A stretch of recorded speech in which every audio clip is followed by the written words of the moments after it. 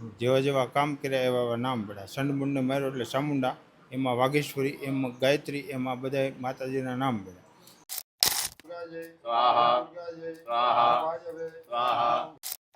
તુજથી જન્મ્યા સારે વેદ, એશો પામે તારો ભેદ. અણુ અણુમાં વાસ અને પરમાણુમાં તારો પ્રકાશ. અને આ જે છે નવગ્રહ પ્રાર્થના છે. જય ગૌ માતા. આ જે મંદિર છે ને એ 700 થી 800 વર્ષ જૂનું મંદિર છે. જય માતાજી. નમસ્કાર મિત્રો, હર હર મહાદેવ. ફરીથી આપ સૌનું નવા વિડીયોમાં હાર્દિક સ્વાગત છે.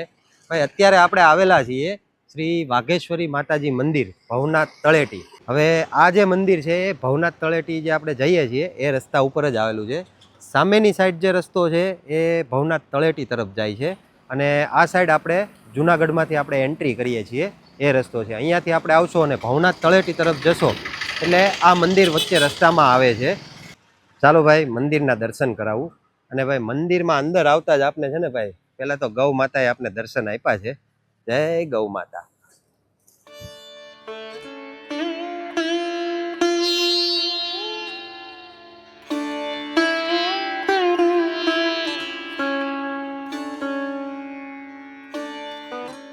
મંદિરમાં જતા પહેલા સૌ પ્રથમ તો આપણે મંદિરનો ઇતિહાસ જાણી લઈએ. તો આ જે મંદિર છે ને એ 700 થી 800 વર્ષ જૂનું મંદિર છે.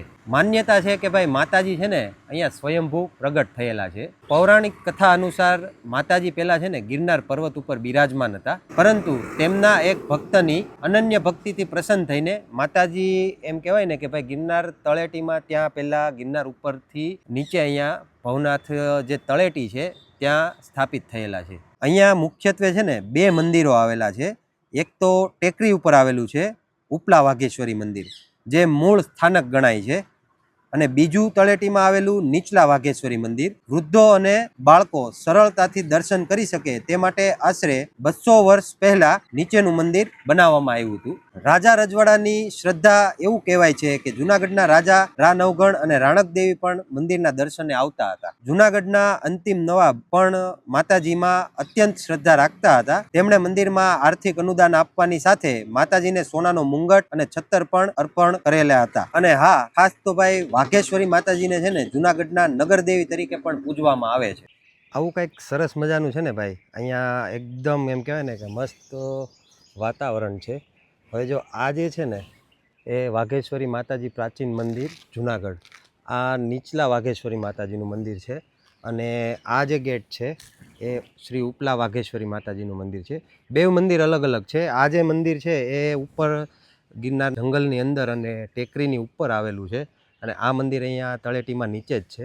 ચાલો દર્શન કરીએ.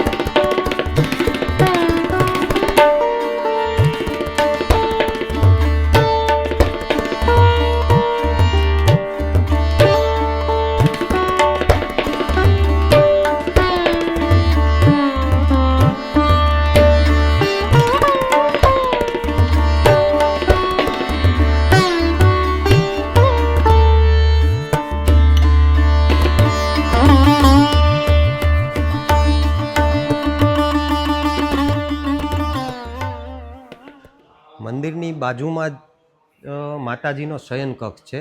ચાલો તમને એના પણ દર્શન કરાવું.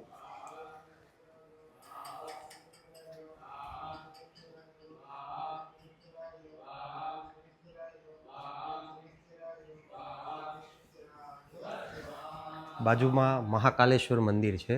મહાકાલેશ્વર મહાદેવ, જય મહાદેવ.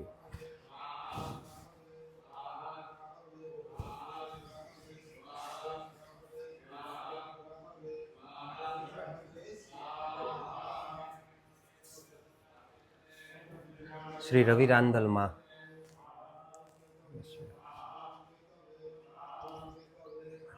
શ્રી ભદ્રકાલી માતાજી,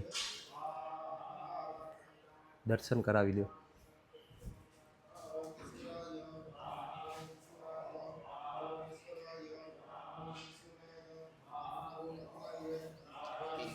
એમની જ બાજુમાં છે શ્રી બટુક ભૈરવ મંદિર. જય.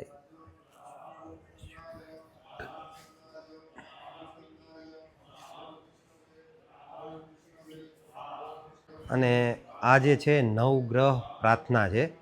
બુધ, ગુરુ, કેતુ, સૂર્ય, શુક્ર, જે 9 ગ્રહ આવે છે.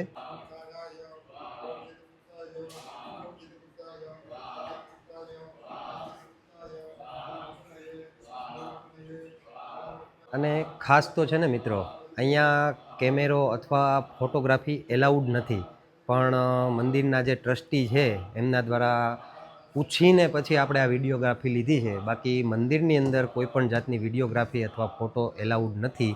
તો ખાસ કરીને મિત્રો કોઈ પણ અહીંયા આવો છો તો ધ્યાન રાખજો કે પૂછીને આગળ ફોટોગ્રાફી કરજો અથવા વિડીયોગ્રાફી કરજો. આ બાજુની સાઈડમાં છે ને અત્યારે જે યજ્ઞ ચાલે છે, ચાલો તમને એના પણ દર્શન કરાવી દઉં.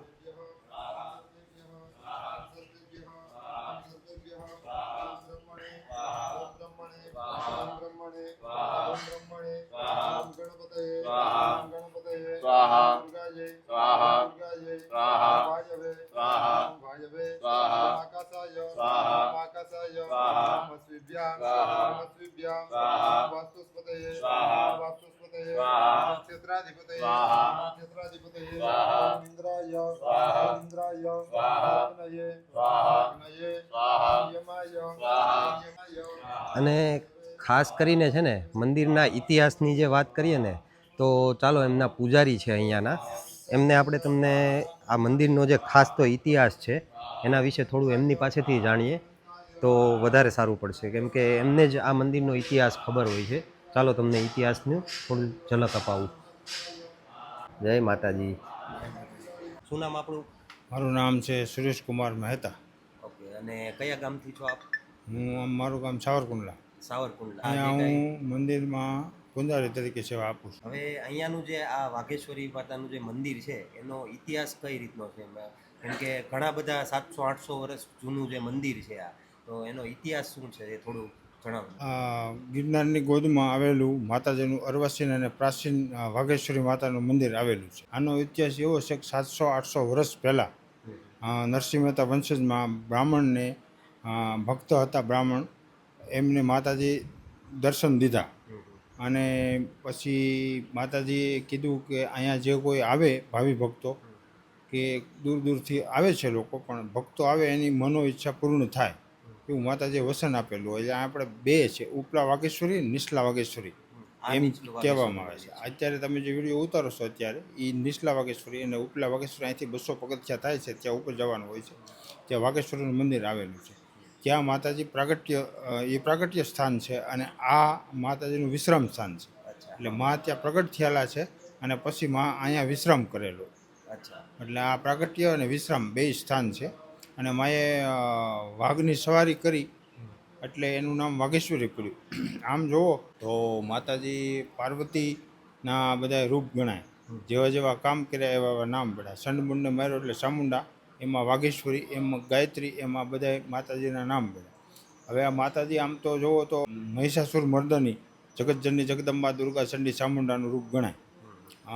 એટલે માતાજીનું એક દુઆમાં એ જેની વ્યાખ્યા કરું છું. માતાજી કેવા હોય છે કે પરાંબાને પ્રકૃતિ તું સપના જાગૃત સુષુપ્તિ તું તુર્યા સમાજ તારું રૂપ જ્ઞાન ક્રિયા અચ્છા સબ હિરણ્યામે હિરણાક્ષી તું પદ્માને પદ્માક્ષી તું નંદા અને તું નીલા તું નારાયણી ને નિર્મલા તું પર્વત નંદાની પાર્વતી તું સીતા સતીને સત્યા તું ભવાની ભગવતી ભવલભા ભાગીરથી અન્નપૂર્ણા રૂપે તું મા જસાકને કતી શાંત દયા શાંતિ તારું નામ અને દિન દુખીઓનો તું વિશ્રામ વિદ્યા કલ્પો કંઈક હજાર તો પણ પામ્યા ના એ પાર નારદ મુનિ વિદ્યા કલ્પો કંઈક હજાર તો પણ પામ્યા ના એ પાર હું અલ્પમતી માનવ જાતને અલ્પ આયુષ્ય મારું છે માત કેમ કરીને પામું પાર તું છો અખૂટ શક્તિનો ભંડાર તુજથી જન્મ્યા સારે વેદ એશો પામે તારો ભેદ અણુ અણુમાં વાસ અને પરમાણુમાં તારો પ્રકાશ તુજથી જન્મ્યા સારે વેદ એશો પામે તારો ભેદ. જય માતાજી. જય માતાજી. ખૂબ ખૂબ મળીને તમને આનંદ થયો કે એમ કહેવાય મિત્રો કે આપને તો જો ઇતિહાસની બીજી ખબર ન હોય, આપણે દર્શન કરવા આવ્યા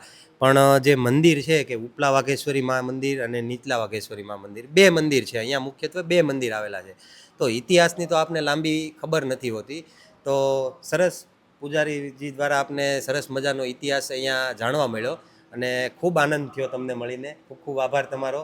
હવે આગળ આપણે તમને ઉપલા વાઘેશ્વરીનું મંદિર છે જે કે 200 પગથિયા જ અહીંથી દૂર છે. અહીંયાથી આપણે ટેકરી ચડીને 200 પગથિયા ચડીને ત્યાં માતાજીના પાછા તમને દર્શન કરાવું. ચાલો વિડીયોમાં બન્યા રહેજો અને ખાસ જો વિડીયો ગમ્યો હોય તો લાઈક અને શેર કરવાનું ભૂલતા નહીં, કેમ કે તમારા માટે આવા અવનવા અલગ અલગ ઘણી જગ્યાના વિડીયો અને ઘણી મંદિરો, સ્થાન, તીર્થ સ્થાનોના વિડીયો તમને આપણી ચેનલ ઉપર જોવા જ મળશે અને ઇતિહાસ જે હશે એ તો ખાસ જોવા મળશે.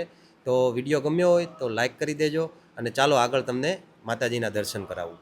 હવે મિત્રો આ જે છે ને એ નીચલા વાઘેશ્વરી માતાનું મંદિર છે અને અહીંયાથી શ્રી ઉપલા વાઘેશ્વરી માતાજીના મંદિર તરફ જવાય છે. 200 પગથિયા જ છે, ચાલો વોકિંગ ડિસ્ટન્સ જ છે.